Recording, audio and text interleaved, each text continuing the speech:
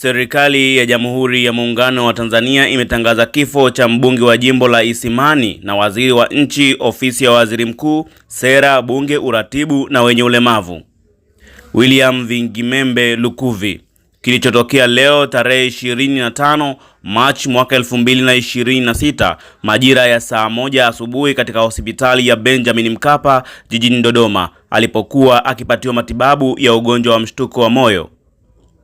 Taarifa hiyo imetolewa na Rais wa Jamhuri ya Muungano wa Tanzania Dr. Samia Suluhu Hassan na kusainiwa na Katibu Mkuu Kiongozi Dr. Moses Kisuluka.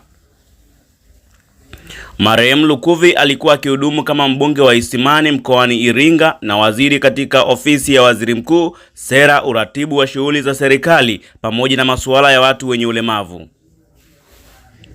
Rais Samia ametuma salamu za rambirambi kwa spika wa Bunge la Jamhuri ya Muungano wa Tanzania, familia ya marehemu, ndugu, jamaa, wananchi na jimbo la Isimani na Watanzania wote kwa ujumla.